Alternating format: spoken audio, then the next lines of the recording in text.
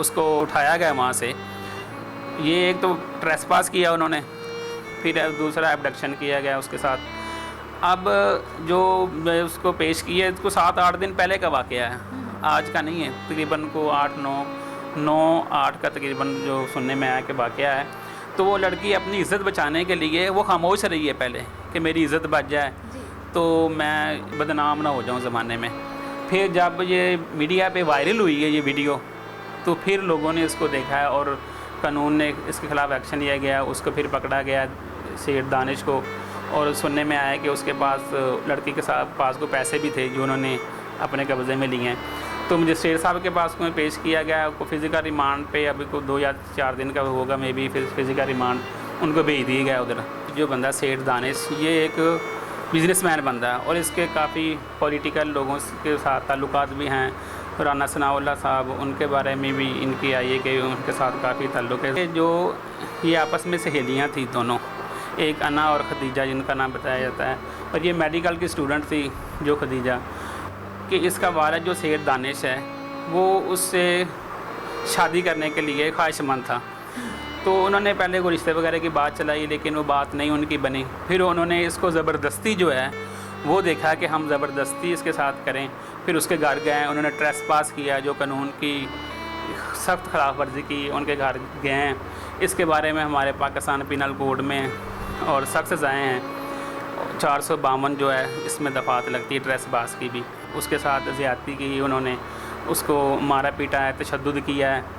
फिर उसके ऊपर उन्होंने अपना वो उसकी भवें वगैरह बाल भी काटे हैं। और ये पाकिस्तान के कवानीन में इसकी सज़ा है, उसमें ये बताया गया है कि जो ये एबडक्शन की उन्होंने, किडनैपिंग होती है, एबडक्शन होती है, इसमें जो मेजर के साथ की जाए तो एबडक्शन होती है। एबडक्शन में यही होता है कि किसी की मर्ज़ी के बगैर, उसकी ख्वाहिश के बगैर उसके साथ नाजायज़ तरीके से उसको ले जाया जाए कहीं पे और उसकी मर्ज़ी शामिल ना हो, तो उसके ख़िलाफ़ जो पाकिस्तान के कवानीन में पीपीसी में बताया गया है, उसमें 362 में एबडक्शन के बारे में 359 में बताया गया है। उसके अंदर ये बताया गया कि इसकी तारीफ़ की गई है। उसके बाद 362 में ये एबडक्शन का बताया गया और इसके अंदर सज़ा है 7 साल सज़ा है और 7 जुर्म। अस्सलाम वालेकुम नाज़रीन, लाहौर आर्ट 7 के साथ मैं हूँ आपकी अपनी मेज़बान सबा जमील। हमारे साथ मौजूद हैं एडवोकेट हाफिज़ मोहम्मद एजाज़। आज हम इनसे जानेंगे फैसलाबाद के वाक़े के ऊपर अदलिया कानून जो है वो हमारी क्या देखिए कानूनी राय क्या है, कानूनदान इस पर क्या राय देते हैं अपनी, कि ये जो सारा मामला है, जो सारा एक लड़की के साथ ज़्यादती का तशद्दुद किया गया, उसके बाद वो जो लड़की है उसने अपनी स्टेटमेंट अभी जो रीसेंट पेश की है कि वो सब इनोसेंट है, सारा कसूर उसका है। अब इसके ऊपर वो कानूनी क्या राय है, कानून के हवाले से इन पर क्या दिफा लगती है, इनसे पूछेंगे कि दानिश जो शेख साहब हैं उन पर क्या दिफा लगती है, अना पर क्या दिफा लगती है। जी अस्सलाम वालेकुम। सबसे पहले तो जी वालेकुम सलाम। सर, आप क्या राय रखते हैं कि ये जो सारा मामला जो है ये ज़्यादती का तशद्दुद का खदीजा पर जो चल रहा है, उसके अलावा जो खदीजा ने अपनी स्टेटमेंट दी है कि वो जो है सारे लोग जो हैं वो इनोसेंट हैं, वो सारा मामला जो है रफा दफ़ा करवाना चाह रही है, तो आपको क्या लगता है कि ये सारा मामला जो है वो किस तरीके से हैंडल होगा? हाँ जी, इसमें ये देखें जो हमने जो स्टोरी ये मीडिया भी हमने ये सारी स्टोरी देखी हैं, उसमें ये जो सामने बात है, ये शेख दानिश जो बंदा सेठ दानिश, ये एक बिज़नेसमैन बंदा है और इसके काफ़ी पॉलिटिकल लोगों के साथ ताल्लुकात भी हैं।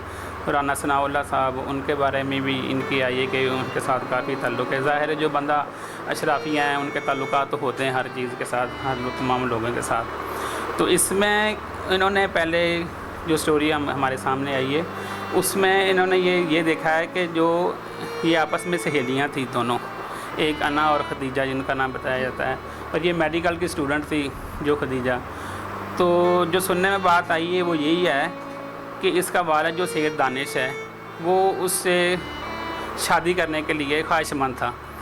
तो उन्होंने पहले कोई रिश्ते वगैरह की बात चलाई लेकिन वो बात नहीं उनकी बनी। फिर उन्होंने इसको ज़बरदस्ती जो है वो देखा कि हम ज़बरदस्ती इसके साथ करें।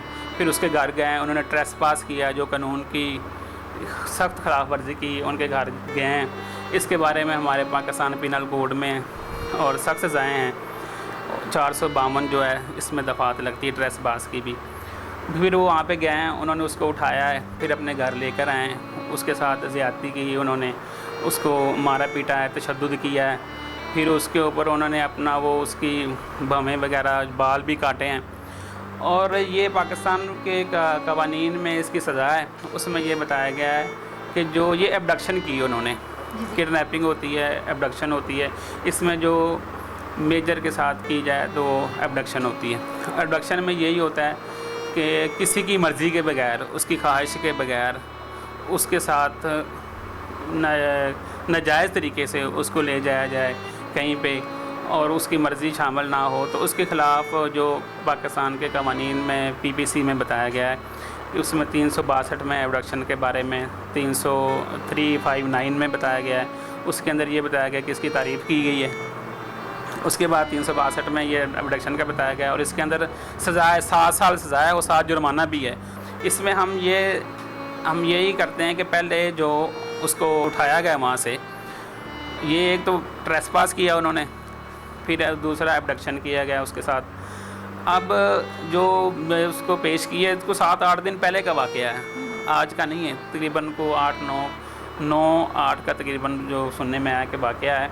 तो वो लड़की अपनी इज़्ज़त बचाने के लिए वो खामोश रही है पहले कि मेरी इज़्ज़त बच जाए तो मैं बदनाम ना हो जाऊं ज़माने में। फिर जब ये मीडिया पे वायरल हुई है ये वीडियो, तो फिर लोगों ने इसको देखा है और कानून ने इसके ख़िलाफ़ एक्शन लिया गया। उसको फिर पकड़ा गया सेठ दानिश को, और सुनने में आया कि उसके पास लड़की के पास को पैसे भी थे जो उन्होंने अपने कब्ज़े में लिए हैं। तो मजिस्ट्रेट साहब के पास में पेश किया गया, उनको फ़िज़िकल रिमांड पे अभी को 2 या 4 दिन का होगा मे बी, फिर फ़िज़िकल रिमांड उनको भेज दिया गया उधर। तो अभी जो इन्वेस्टिगेशन करेगी पुलिस, इन्वेस्टिगेशन होगी, उसके बाद फिर वो जो भी इन्वेस्टिगेशन होगी उसके मुताबिक फिर उसको सज़ा इंशाल्लाह हमें ये उम्मीद है कि पाकिस्तान में उसको दी जाएगी। तो क्या हम लोग वीडियोस में देख रहे हैं कि उसके साथ किस किस्म का तशद्दुद किया जा रहा है, उसको किस तरीके से ज़्यादती का निशाना बनाया जा रहा है, कहा जा रहा है जूते चाटो, पीछे से अना की आवाज़ भी आ रही है, वो कह रही है कि बाबा के जूते चाटो। जो मीडिया पे जो वायरल हुई है ना, ये वीडियो सारी वायरल है, उससे तो ये कोई महसूस नहीं होता कि इस किस्म का उन्होंने किया हो कि ये ना वाक़या हो। ये वाक़या 100% हुआ है, जो सब ने देखा है। अब उसको मे बी के ब्लैकमेल किया जा रहा हो, लेकिन ये तो कानून जो आप कहती हैं वो अपना कानून में ये है कि जो क्रिमिनल ऑफेंस होते हैं ना, सिविल में तो बंदे के पास इख्तियारात होते हैं कि वो अपना कर लेंगे, वो बंदा माफ़ कर सकता है अपना राइट किसी को। अदरवाइज जो क्रिमिनल, इसमें स्टेट जो है वो खुद इसमें जो है ना वो उसकी मदय्यत होती है, स्टेट की भी मदय्यत होती है। अगर कोई बंदा कोई ऑफेंस कर लेता है, मर्डर हो जाता है कहीं पे, तो अगर उसका कोई भी मुद्दई नहीं बनता, तो जो इलाका का SHO होता है ना, उसकी ज़िम्मेदारी होती है कि उसका मुद्दई बने और उसकी FIR नामालूम के ख़िलाफ़, अगर पता नहीं चलता कौन बंदा मर्डर कर गया, और इसी तरह वो उसकी FIR काटेगा। अदरवाइज़ ये भी कानून, इसमें जो रियासत है वो भी मुद्दई है। इसमें रियासत अगर वो माफ़ करती भी है, रियासत एक्शन लेना चाहती है तो एक्शन लेना चाहिए इसके ख़िलाफ़, क्योंकि ये जो नज़र आता है ये एक रियल वाक़या है। इसमें कोई इस तरह की बात नहीं की गई कि वो कहती कि जी मेरे साथ कुछ नहीं हुआ और मैंने उनको माफ़ कर देती हूँ। और मेरे ख़्याल में इसकी पूरी इन्वेस्टिगेशन करनी चाहिए और ये इदारों को अपना पूरा जो है ज़िम्मेदारी दिखानी चाहिए वो इदारे, और इसके ख़िलाफ़ एक्शन लेके इसको करार वाकई सज़ा दी जाए। सर, सबसे पहले तो मैं आपसे ये पूछना चाहूँगी कि अगर हरजाना वगैरह हो भी जाए, क्या हमारा कानून इस चीज़ की इजाज़त देता है कि औरत की इज़्ज़त को पामाल किया जाए, उसको तशद्दुद का निशाना बनाया जाए, उसके साथ ज़्यादती की जाए और फिर उसके बाद हरजाना दे दिया जाए?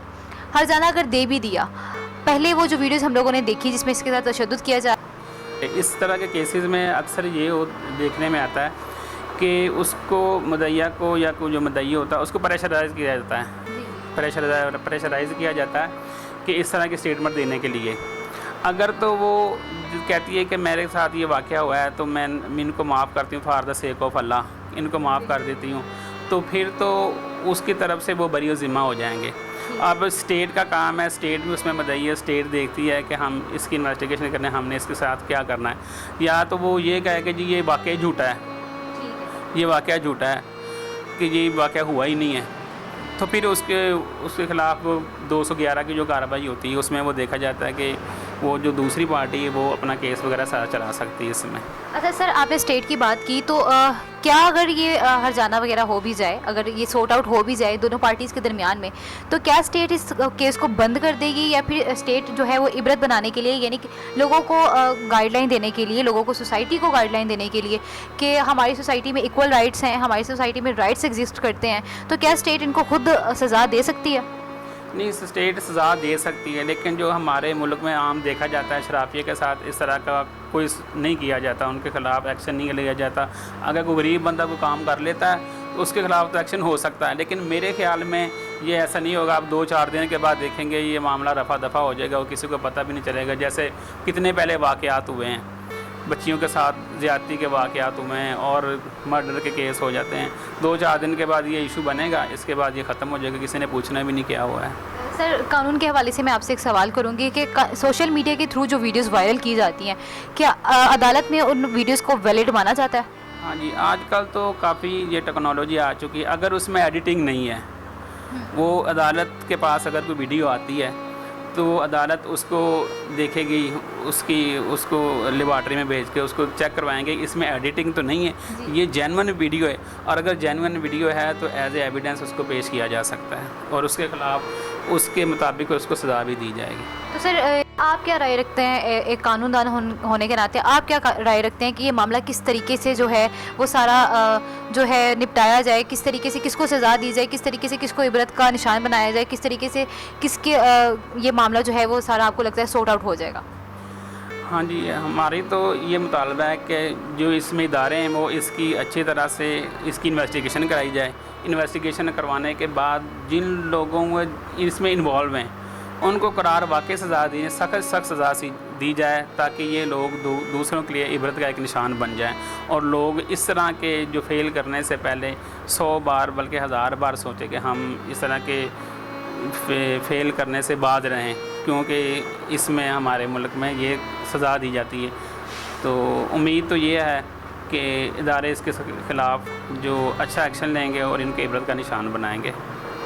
जी, तो नाज़रीन, आपने कानूनदान की राय जानी कि कानूनी राय क्या है इस पर कि किस तरीके से इस मामले को जो है वो सॉर्ट आउट किया जा सकता है, किस तरीके से किस पर कौन सी दिफा लगती है, ज़्यादती तशद्दुद की दिफा कौन सी है, किस तरीके से ये मामला जो है वो एक कानून के तरीके से जो है वो सॉर्ट आउट किया जा सकता है। इसी के साथ अपनी मेज़बान को इजाज़त दीजिए। अल्लाह हाफ़िज़।